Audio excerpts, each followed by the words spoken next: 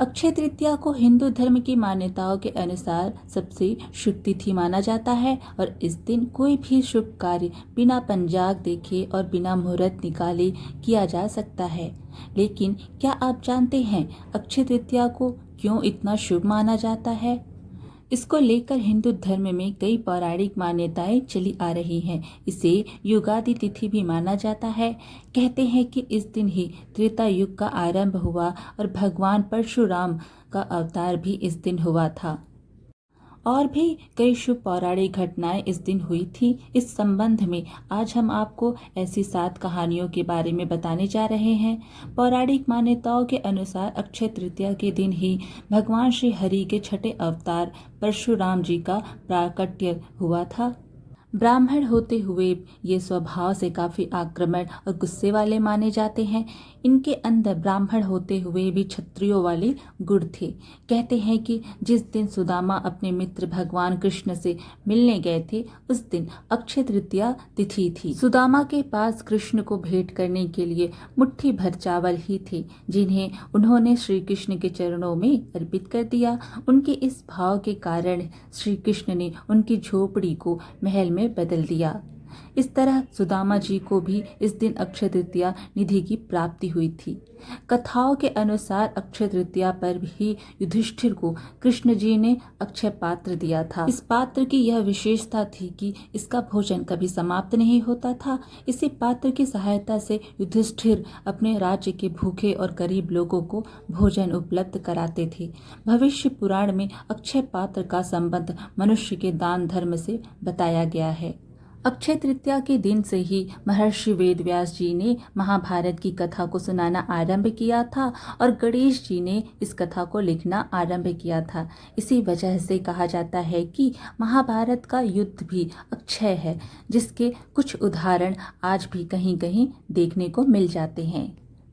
भविष्य पुराण में बताया गया है कि अक्षय तृतीया को युगादि तिथि कहा जाता है। दरअसल इसी दिन से त्रेता युग का आरंभ माना जाता है, इसलिए इस दिन को शुभ कार्यों के लिए सबसे शुभ मुहूर्त के तौर पर देखा जाता है। मान्यता है कि अक्षय तृतीया के दिन हम जो भी कार्य करते हैं उसमें हमें अक्षय फल की प्राप्ति होती है और वह पुण्य कभी समाप्त नहीं होता। नारद पुराण में बताया गया है कि अक्षय तृतीया के दिन ही गंगा माँ का धरती पर अवतरण हुआ था। तेज बहाव के साथ स्वर्ग से निकली गंगा नदी को शिव जी ने अपनी जटाओं में धारण कर लिया था और फिर भागीरथ के प्रयासों से देवी गंगा धरती पर अवतरित हुई थी। अक्षय तृतीया के दिन भगवान विष्णु और माता लक्ष्मी की पूजा का विधान है। इस दिन कोई भी शुभ कार्य करने के लिए मुहूर्त की आवश्यकता नहीं होती है, क्योंकि ये दिन अपने आप में भी बहुत फलदायी माना जाता है। अक्षय तृतीया के दिन पूजा पाठ कर इसकी कथा को पढ़ने या सुनने से शुभ फल की प्राप्ति होती है। साथ ही भगवान विष्णु और माता लक्ष्मी का आशीर्वाद भी मिलता है। तो अब सुनाते हैं अक्षय तृतीया की कथा। प्राचीन काल में एक धर्मदास नामक वैश्य था। धर्मदास अपने परिवार के साथ एक छोटे से गांव में रहता था। वह बहुत ही गरीब था। वह हमेशा अपने परिवार के भरण पोषण के लिए चिंतित रहता था। उसके परिवार में कई सदस्य थे। धर्मदास बहुत धार्मिक प्रवृत्ति का व्यक्ति था। उसका सदाचार तथा देव एवं ब्राह्मणों के प्रति उसकी श्रद्धा अत्यधिक प्रसिद्ध थी। अक्षय तृतीया व्रत के महात्म्य को सुनने के पश्चात उसने अक्षय तृतीया पर्व के आने पर सुबह जल्दी उठकर गंगा में स्नान करके विधि पूर्वक देवी देवता की पूजा की। व्रत के दिन सामर्थ्य अनुसार जल से भरे घड़े, पंखे, जौ, सत्तू, चावल, नमक, गेहूं, गुड़, घी, दही, सोना तथा वस्त्र आदि वस्तुएं भगवान के चरणों में रखकर ब्राह्मणों को अर्पित की। यह सब दान देखकर धर्मदास के परिवार वाले तथा उसकी पत्नी ने उसे रोकने की कोशिश की।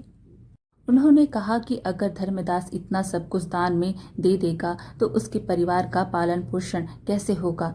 फिर भी धर्मदास अपने दान और पुण्य कर्म से विचलित नहीं हुआ और उसने ब्राह्मणों को कई प्रकार का दान दिया। उसके जीवन में जब भी अक्षय तृतीया का पर्व आया, प्रत्येक बार धर्मदास ने विधि से इस दिन पूजा एवं दान आदि कर्म किया। अनेक रोगों से ग्रस्त तथा वृद्ध होने के उपरांत भी उसने उपवास करके धर्म कर्म और दान पुण्य किया। यही वैश्य दूसरे अगले जन्म में कुशावती का राजा हुए।